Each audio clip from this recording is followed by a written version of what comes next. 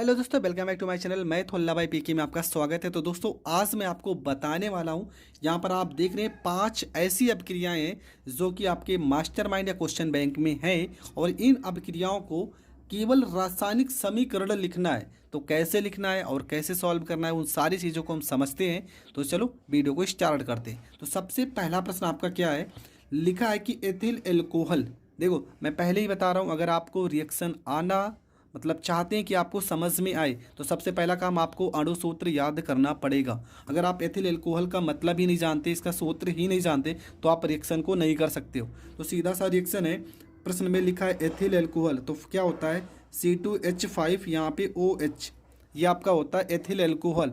और प्रश्न में कह रहा है कि सोडियम से अपक्रिया करता है, और सोडियम के लिए आप क्या लिखोगे, Na लिखोगे। ठीक है, सोडियम के लिए आप क्या लिखोगे, Na लिखोगे। तो होता क्या है, देखो होगा कुछ नहीं, यहाँ पे लिखा है C2H5 ना, तो यहाँ पे आपको लिख देना है C2H, यहाँ पे लिख देना है 5, और ये जो O लिखा है ना यहाँ पे O हो जाएगा, और ये जो Na लिखा है ना यहाँ पे Na हो जाएगा।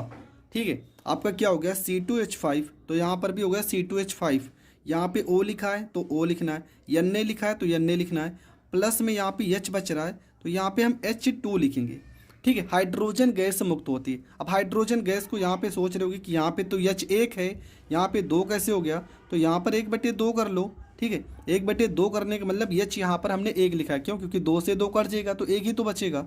अब इसका नाम क्या है, देखो C2H5 का नाम है सोडियम एथॉक्साइड, हम सबका नाम ज़रूर लिख देंगे, सोडियम एथॉक्साइड इसका नाम हो जाएगा, एथॉक्साइड इसका नाम हो जाएगा। यहाँ पे क्या लिखा है, तो ये आपका एथिल एल्कोहल है, ये आपका है एथिल एल्कोहल। तो ये आपका हो गया पहला रिएक्शन कंप्लीट। ठीक है, पहला रिएक्शन मैंने बहुत ही सरल तरीके से बताया, आई होप आपको ज़रूर समझ में आया होगा। ये आपका हो गया पहला रिएक्शन।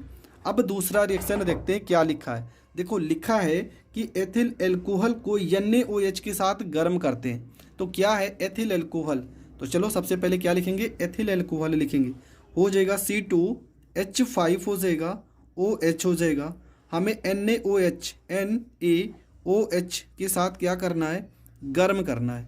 ठीक है, गर्म करना है तो यहाँ पे सिंबल बना देंगे गर्म का।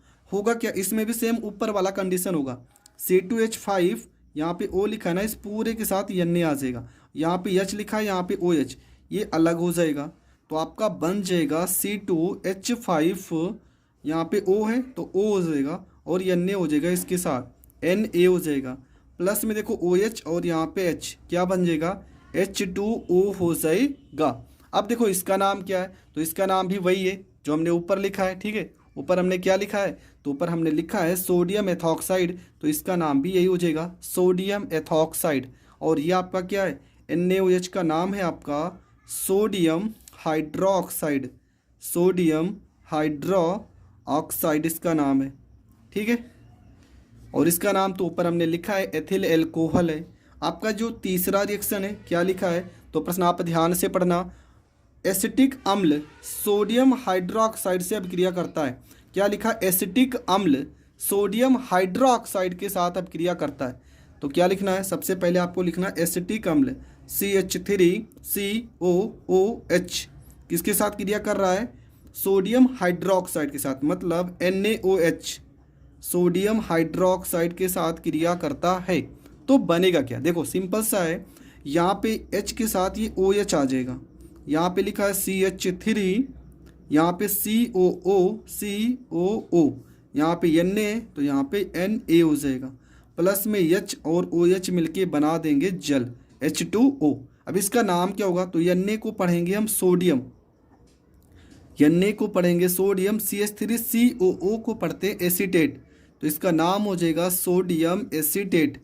इसका नाम क्या हो जाएगा, एसिटिक अम्ल इसका नाम हो जाएगा, एसिटिक अम्ल इसका नाम हो जाएगा। और इसका नाम तो हमने पहले ही बता दिया, सोडियम हाइड्रोक्साइड होता है। तो ये आपका हो गया तीसरा रिएक्शन भी कंप्लीट। देखो 1 2 3 रिएक्शन हमने समझ लिया है, और बहुत ही सरल तरीके से मैं हर एक रिएक्शन को बता रहा हूँ, हर एक रिएक्शन आपको समझ में आना चाहिए। ठीक है, इसके बाद आपका जो अगला रिएक्शन है, देखो क्या लिखा है, रिएक्शन में लिखा है कि एथिल एल्कोहल को अम्लीय K2Cr2O7 के साथ गर्म करते हैं। लिखा एथिल एल्कोहल को अम्लीय K2Cr2O7 के साथ गर्म करते हैं, तब आपका रिएक्शन क्या होगा। तो पूरा प्रश्न आप पढ़ चुके हैं। देखो यहाँ पे हमें पता है आप लोग ज़रूर गलत करेंगे। यहाँ पे जो ये वैल्यू लिखा है ना, ये आप इसके साथ रिएक्शन नहीं करना है। अब मैं आपको एक तरीका बता रहा हूँ। अगर कभी भी प्रश्न में K2Cr2O7 अगर आ जाता है तो आप समझ जाना कि यहाँ पे हमें जो क्रिया करानी है वो नवजात ऑक्सीजन से करानी है, क्योंकि इसको अगर हम अपक्रिया कराएंगे तो हमारा नवजात ऑक्सीजन प्राप्त होगा। और K2Cr2O7 कैसा है, तो प्रश्न में कहा गया है कि यह एक अम्लीय है, तो अम्लीय K2Cr2O7 से क्रिया कराएंगे। ये आपका क्या है, तो एथिल अल्कोहल C2H5OH की क्रिया हमें कराना है ऑक्सीजन के साथ, वो भी नवजात ऑक्सीजन के साथ। तो बनेगा क्या, देखो सबसे पहली चीज़ क्या बनेगा, सबसे पहली चीज़ तो यहाँ पे आपका बन जाएगा एल्डिहाइड। ठीक है, क्या बन जाएगा, कोई ना कोई यहाँ पर आपका एल्डिहाइड बनेगा। तो सबसे पहले देखो यहाँ पे लिखो C2 लिखा है ना, तो इसको हम लिख सकते हैं CH3 एसिटिक अम्लीय बनेगा। देखो C कितने बार लिखा है, 2 बार ना, तो हमने यहाँ पर C 1 बार लिखा है। H आपका 5 बार लिखा है, तो हमने 3 बार लिखा है। फिर यहाँ पर लिखेंगे C, अब C देखो 2 थे ना, तो 2 हो गए। अब यहाँ पे O देखो 1 है, तो O और O कितने O हो गए, 2। यहाँ पे H लिखा है ना, यहाँ पे H हो जाएगा। ठीक है, देखो C कितने थे, 2, तो यहाँ पे C आपके हो गए 2।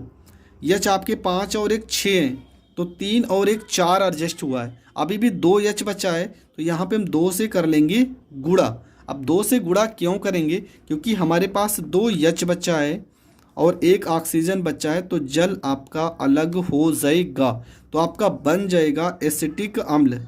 CH3COOH का नाम है एसिटिक अम्ल, जिसे सिरके का अम्ल भी कहा जाता है। इसका अगर इसको हम कैसे पढ़ेंगे, तो इसको हम नवजात ऑक्सीजन पढ़ते हैं, नवजात ऑक्सीजन पढ़ेंगे। ठीक है, तो ये आपका हो जाएगा नवजात ऑक्सीजन, और ये आपका हो गया एसिटिक अम्ल हो गया, और ये आपका हो गया जल। तो जब भी एथिल अल्कोहल को हम नवजात ऑक्सीजन की उपस्थिति में गर्म करेंगे तो K2Cr2O7 ये आपकी उपस्थिति रहेगी, ना तो आपको इसके साथ रिएक्शन करना। ये चीज़ गलत मत करना। कुछ लोग इसको यहाँ पर लिख देंगे, इसकी उपस्थिति में क्रिया होती है और नवजात ऑक्सीजन के साथ होती है, तो आपका एसिटिक अम्ल प्राप्त होगा।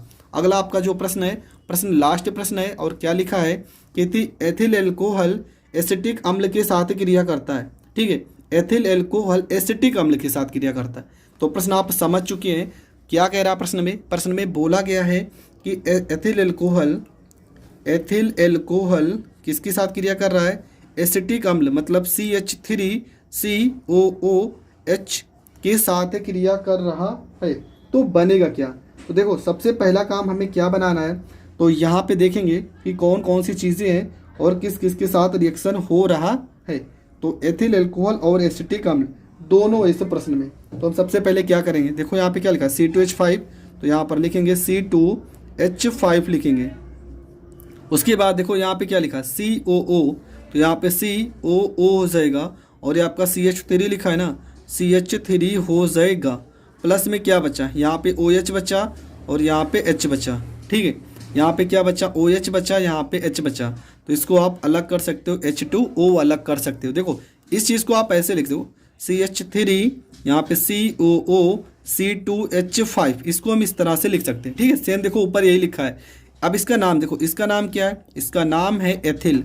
ठीक है, इसका नाम है एथिल, और इस पूरे का नाम क्या है, एसीटेट, तो इसका नाम हो जाएगा एथिल एसीटेट।